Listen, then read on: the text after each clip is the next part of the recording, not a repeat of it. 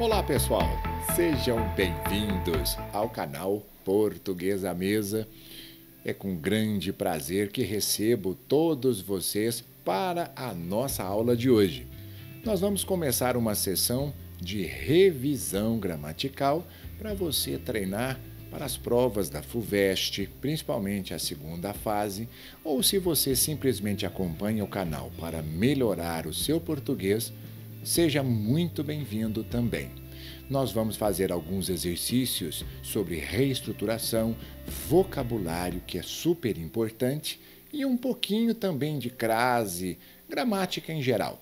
Seja muito bem-vindo à nossa aula, já deixa aí o seu like e se você não for inscrito aqui conosco, faça a sua inscrição, faça isso, deixe o seu comentário, sempre é muito importante, talvez você possa ter alguma dúvida e é um grande prazer estudar junto com você e te ajudar. Espero que você saia-se bem em todos os exercícios que nós vamos fazer.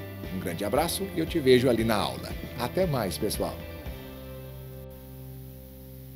E vamos começar a nossa aula de hoje para fazermos a nossa revisão, já introduzindo para vocês uma parte também muito importante da língua portuguesa, que também vai ser muito cobrada nos exames, ou então, simplesmente, para conhecimento da nossa própria, digamos, do nosso próprio vocabulário em si. Se você não for fazer o exame, ou se você estiver escutando a nossa aula simplesmente para melhorar o seu vocabulário, fique aqui um bom exercício para você. Mas se o seu caso for fazer uma prova, uma revisão aqui muito bem feita que estamos fazendo, atente-se a esse tipo de questão. Por quê? Quando nós lemos, por exemplo, aqui na frase, o possuidor turbado ou esbulhado, você já começa a se preocupar. O que significa turbado ou esbulhado? A questão é sobre isso. E aí, se você ler um pouquinho mais, o possuidor turbado ou esbulhado poderá manter-se ou restituir-se por sua própria força, contanto que o faça logo. O que eu coloquei para nós aqui na tela foi o seguinte: as palavras grifadas, elas podem ser substituídas por quê? Por sinônimos. Mas e agora? O que significam turbado ou esbulhado? Você vai ter que agora descobrir. Vamos lá. Eu te dei desordenado, agitado, revolvido, enraivecido, revirado, transtornado, perturbado, roubado, inquietado, exortado. Pare o vídeo agora, porque você já sabe a sequência, como funciona aqui. Nós vamos passando e você vai fazendo junto. Mas eu queria que você pensasse um pouco. Se você não souber, acompanhe comigo na tela, não é? E a resposta vai ser a seguinte. Isso mesmo. O possuidor que estiver perturbado. Turbado é perturbação. Também poderia ser aí desordenado. Outros que até poderiam ser substituídos. O esbulhado seria essa ação de, digamos, de perda de algo, de alguma posse, algum tipo de situação ou coisa que você estiver, que possa ter sido furtada, que possa ter sido tirado de você, talvez na força, na violência, no caso do roubo. É isso aí, dá para trocar por esses dois sinônimos. Espero que você tenha aprendido bem. Vamos continuar aqui com o próximo slide. Vamos fazer outro tipo de questão agora, mexendo com a reestruturação frasal. Essa é muito simples, são questões de gramática e podem já se preparar, porque realmente vai ser assim que funciona, não é? Nas provas em geral ou na sua própria reestruturação da redação, para saber mexer. Aqui é o seguinte, ó, os religiosos do Brasil que pedem ajuda são repelidos pela população. Você vai agora parar o vídeo. Eu vou ler as questões com você. Pare tudo, pegue o seu lápis, anote as respostas e vamos resolver o exercício. Aqui você tem. Reescreva a frase, alterando-lhe o sentido, apenas com emprego de vírgulas. Isso é muito comum. Aqui nós já estamos ali sabendo que, olha só, que pedem ajuda, não é? São repelidos. Onde você colocaria as vírgulas? Deu para lembrar um pouquinho? Agora, na letra B, Eu gostaria que você se atentasse também a isso. É muito importante, na atualidade, você saber o porquê que você coloca a vírgula, porquê que você colocou o acento, porquê que está no singular ou no plural. Isso vai ser muito cobrado, sim, em exames. E é lógico na sua vida, porque se você não souber explicar o porquê das estruturas, é que realmente você não tem competência linguística. E aqui nós vamos te ensinar. Vamos lá. Agora é a sua vez. Você vai parar, porque vamos mostrar a resposta, ok? Faça o exercício com calma. Use o tempo de que você precisar. Tudo bem? E agora, venha comigo. A resposta. Vamos lá. É o seguinte, as vírgulas vão entrar aqui no que pedem ajuda. Por quê? É a oração adjetiva, que aí você vai ter que dar a explicação da diferença, porque quando não temos a vírgula, igual está aqui, seria uma restritiva. Eu não te dei dica nenhuma para você pensar, mas realmente é aqui que você teria que colocar as vírgulas. Os religiosos do Brasil, vírgula, que pedem ajuda, vírgula. Vamos fechar a oração. É uma oração que está intercalada aqui e ela é uma adjetiva. Na questão B, aí é que você teria que tomar cuidado, porque agora nós precisamos explicar. E as explicações são essas. Sem as vírgulas, a oração que pedem ajuda estabelece o pressuposto de que o ato de pedir ajuda não se refere a todos os religiosos do Brasil. Apenas uma parcela deles é repelida pela população. Trata-se de uma oração adjetiva restritiva. Olha, o nome é bem característico, é uma restrição, porque não é todo mundo. Agora, a presença das vírgulas, ela estabelece esse pressuposto de que o ato de pedir ajuda, aqui sim, se refere a todos. Você fecha o conjunto, todos os religiosos do Brasil, ou seja, todos eles pedem ajuda, portanto, todos são repelidos pela população. Trata-se de uma oração adjetiva explicativa. Lembrou-se? Muito importante sabermos pontuação, porque uma vírgula, sim, é uma pausa, mas neste caso apresentado, você viu, você mudou, alterou o sentido de um texto. E é isso que você precisa se atentar. Tudo bem? Ficou claro? Muito bem. Você está gostando do vídeo? Então, por favor, deixe o seu like conosco, participe. O seu comentário é muito importante também. Por quê? Para sabermos se você entendeu as explicações aqui apresentadas. E a aula não acabou ainda não, porque agora você vai ter que trabalhar novamente com uma outra proposta. Eu gostaria muito que você lesse com calma e me dissesse se você sabe resolver isso aqui. Vamos ver? Será que você dá conta? Aqui eu trouxe um trechinho da Folha de São Paulo dizendo o seguinte para você. Eles pediram que a Petrobras garanta que não haverá inquéritos administrativos contra os grevistas. Este exercício é para você treinar a sua capacidade, a sua habilidade de reescrever aquilo que já está escrito ali no original, mas não da mesma maneira. E eu vou te indicar a letra A para você acompanhar comigo. Redija a frase acima de duas maneiras diferentes, situando o período referido em duas perspectivas diversas. Veja que exercício interessante. E você vai ter que iniciar as orações com o seguinte. A questão número 1 diz assim, ó. Eles haviam pedido que a Petrobras continue você. E a número 2, se eles tivessem pedido, a Petrobras continue aqui você. Faça como você já sabe o nosso esquema aqui. Você agora vai ter que parar, porque senão você não consegue responder a questão. Na sequência, já vou te passar a letra B para você também já pensar. Aqui a letra B diz o seguinte: cada nova frase irá permitir uma interpretação diferente em relação à atitude dos que pedem e à atitude da Petrobras. Você percebeu isso? Você está mexendo, reestruturando, estamos mudando também o sentido. O que você vai fazer é isso: exponha as interpretações indicando o mecanismo gramatical que leva a cada uma delas.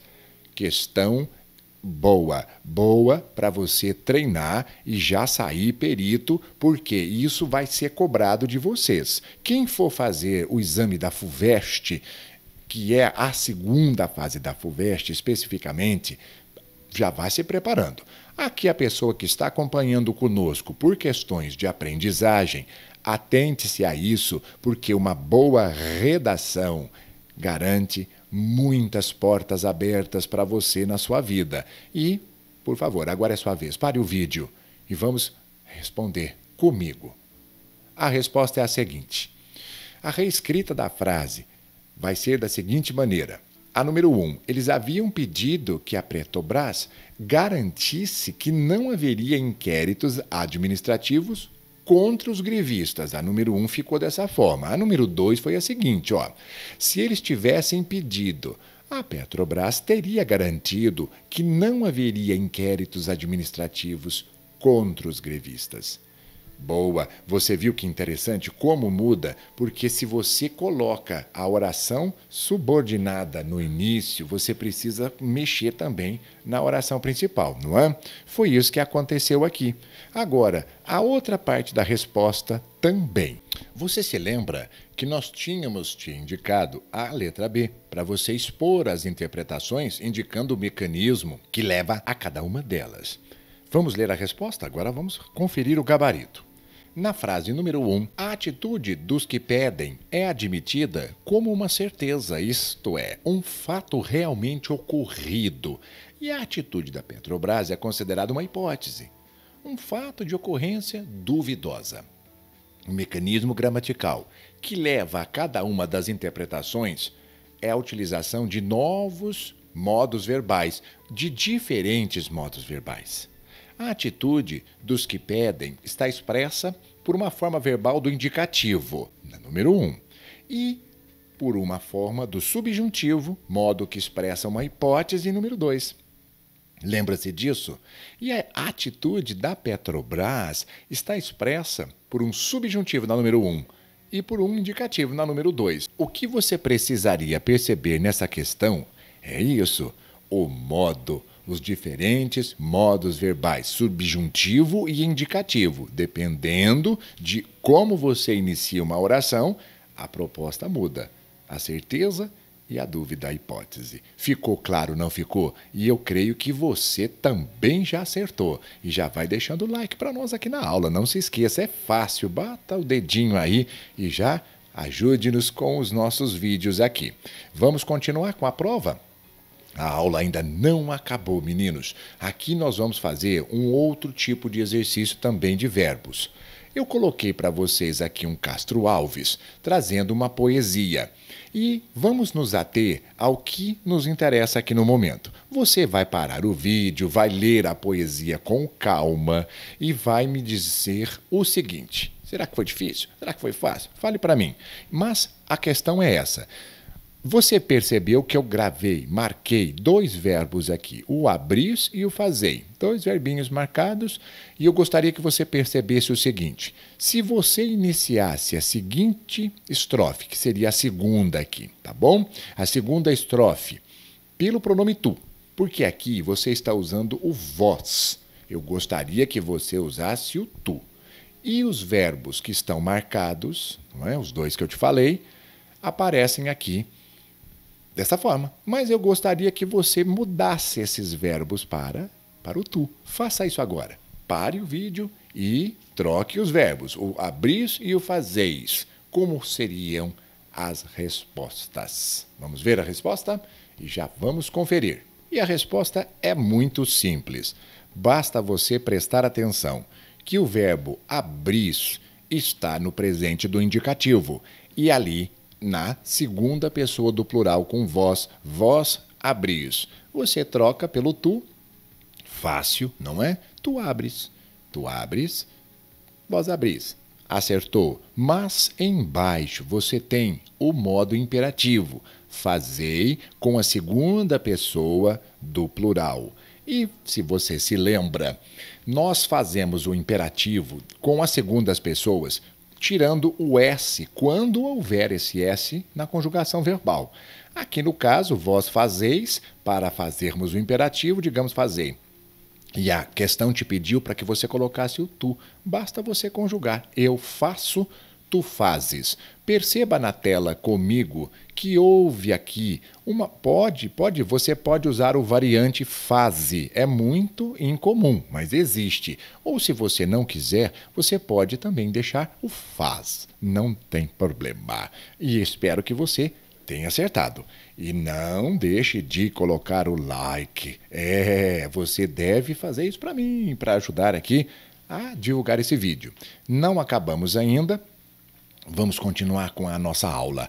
Eu coloquei agora 3 propostas para você sobre vocabulário. Eu gostaria que você olhasse as palavras que estão em vermelho aqui no trecho do Castro Alves, que seriam as seguintes: o tigre no cerro, o ginete dos pensamentos e o arauto da grande luz.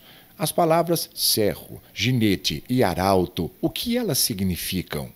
Você sabe o que significam? Então agora é a sua vez de provar a sua capacidade vocabular. Faça isso, corrija para mim. Veja se você vai acertar. E a resposta, vamos ver? Isso.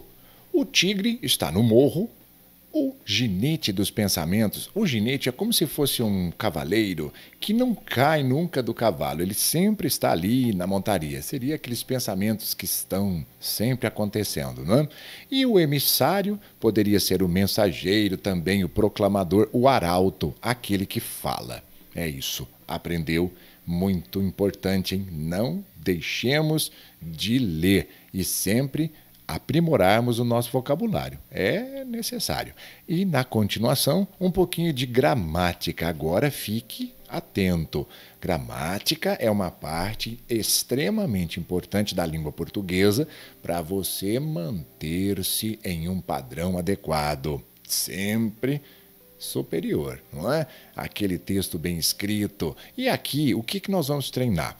Você vai preencher as lacunas da frase com os dados apresentados. Os dados vão ter que ser os seguintes: primeiro, o verbo impor-se e depois um pronome relativo que seja adequado ao que você vai ler comigo agora. Vamos lá. Dessa forma, coloque o verbo impor-se, estimular as obras do metrô, uma solução não poluente. E agora o pronome relativo. Eficácia supera a de outras modalidades de transporte. É necessário você agora parar o vídeo, faça aí a sua anotação e, na sequência, vamos conferir. E a resposta é a seguinte: muitas pessoas cometem o erro de colocar impõe-se no plural aqui. Por quê? Acham que estão associando as obras. As obras aqui, isso está no plural, então vamos colocar o verbo aqui. Não. O que acontece na maioria das vezes é essa falta de atenção. Você está se referindo ao estimular as obras. E, no caso, o verbo precisa ficar no singular. Impõe-se. Por quê? Esse estimular é essa frase aqui, que se estimule. Impõe-se, que se estimule. Se você se lembra, esta oração é uma oração substantiva que nós trocamos pelo isto. Impõe-se isto. Você viu que legal?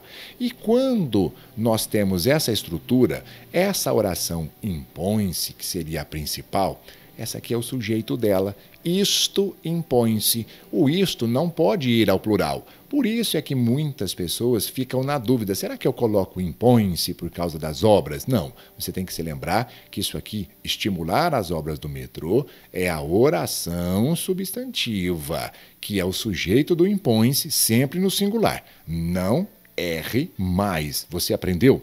E embaixo, outra problemática que nós vemos muito: a pessoa coloca o cuja a eficácia. E isso não pode.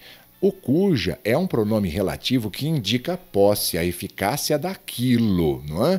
E aqui, eficácia está no feminino, no singular, o pronome precisa entrar em sintonia.